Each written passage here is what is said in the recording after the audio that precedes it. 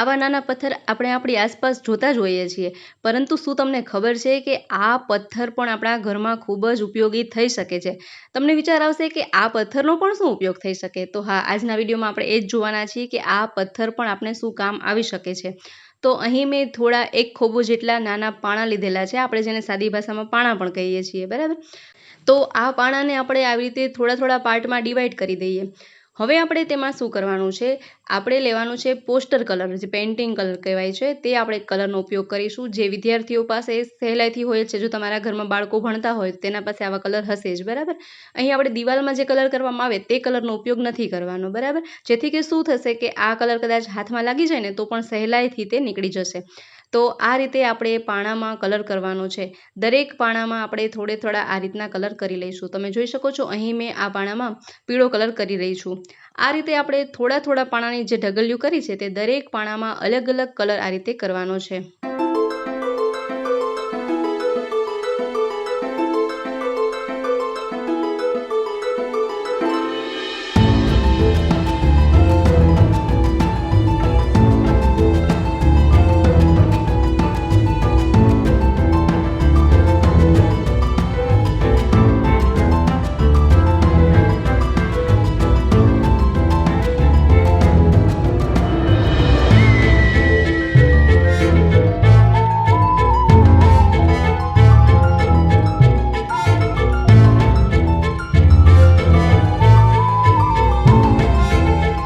તો અહીં મેં આ બધા જ પથ્થરમાં અલગ અલગ કલર કરી લીધેલો છે. ત્યાર પછી આપણે તેને થોડીવાર માટે સુકાવા રાખી દઈએ. 10 થી 15 મિનિટમાં તે સરળતાથી સુકાઈ પણ જશે. આ રીતે આપણે થોડીવાર તેને સુકાવા માટે રાખી દઈએ. જ્યાં સુધી આ પથ્થર સુકાય ત્યાં સુધી આપણે આગળની પ્રોસેસ જોઈ લઈએ. તો અહીં મેં એક આ રીતનું પ્લાસ્ટિકનું કન્ટેનર લીધેલું છે. તમારા પાસે જે પણ કન્ટેનર હોય તમે તેનો ઉપયોગ કરી શકો છો.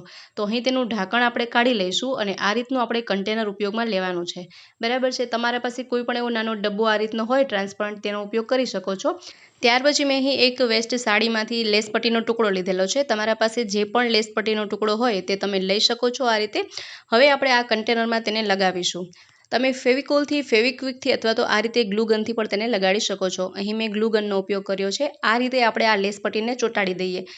અહીં આ લેસ પટ્ટીના બદલે તમે કોઈ એક્સ્ટ્રા લુક કરવા માંગતા હોય, એક્સ્ટ્રા ડિઝાઇન કરવા માંગતા હોય તો તમે તે પણ કરી શકો છો. અહીં મેં સિમ્પલ વેથી બતાવ્યું છે કે આ રીતે તમે લેસ પટ્ટીનો ઉપયોગ પણ કરી શકો છો. તો આ રીતે આપણે ગ્લુ ગનની મદદથી લેસ પટ્ટીને લગાડી દઈએ. આ રીતે લેસ પટ્ટીને લગાડી દીધા પછી જે આ એક્સ્ટ્રા પાર્ટ વધી રહ્યો છે તેને આપણે કાતરની મદદથી આ રીતે કટ કરી લઈશું. જુઓ, સરસ મજાનો એક લુક આવી રહ્યો છે.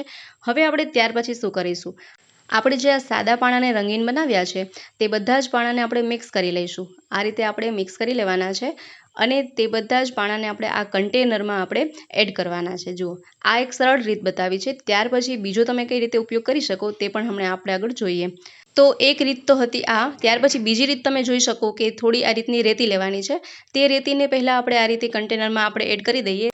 ત્યાર પછી જે પણ આ રંગીન પથ્થર છે તે બધા જને આપણે મિક્સ કરી લઈએ અને ત્યાર પછી આ કન્ટેનરમાં આપણે તેને એડ કરવાના છે. આ રીતે પથ્થર એડ કર્યા પછી તમારા પાસે જો થર્મોકોલ હોય તો તેનો ઉપયોગ કરી શકો. અહીં હું મોતીનો ઉપયોગ કરી રહી છું. પહેલાં મેં આમાં ગોલ્ડન મોતી વેર્યા છે. ત્યાર પછી આ રીતના વ્હાઇટ મોતી મારી પાસે હતા તો તેનો મેં ઉપયોગ કર્યો છે. આ રીતે વ્હાઇટ મોતી પણ આપણે તેમાં એડ કરી દઈએ. તમે તમારી રીતે એક્સ્ટ્રા લુક પણ કરી શકો છો, એક્સ્ટ્રા ક્રિએટિવ આઈડિયાઝ પણ લગાવી શકો છો. ત્યાર પછી તમારા પાસે જો આર્ટિફિશિયલ ફ્લાવર હોય તો તમે તે લઈ શકો છો અથવા તો આ રીતના રિયલ ફ્લાવર પણ લઈ શકો છો. તો અહીં સુંદર મજાનું એક ફ્લાવર વાઝ બનીને રેડી છે. આ રીતે તમે રાખી શકો છો, તેને ટીપાઈ પર રાખી શકો છો અથવા તો તમે આ રીતે રંગીન પથ્થર બનાવી અને ટીપાઈ પણ બનાવી શકો છો.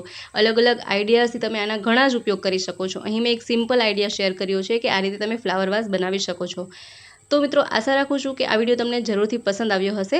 વિડીયો પસંદ આવ્યો હોય તો વિડીયોને લાઇક કરો, શેર કરો, તેમજ અમારી ચેનલ પર નવા હોય તો ચેનલને સબસ્ક્રાઇબ જરૂરથી કરજો. સાથે જ બાજુમાં આપેલું બેલ આઇકન પણ પ્રેસ કરજો જેથી કે અમારી ચેનલ પર આવનારા દરેક વિડીયોની નોટિફિકેશન સૌપ્રથમ આપ મેળવી શકો. ફરી મળીએ નવા વિડીયોમાં નવા જ ક્રિએશન સાથે, નવા જ આઈડિયા સાથે. ત્યાં સુધી જોતા રહો અમારી ચેનલ બી ક્રિએટિવ.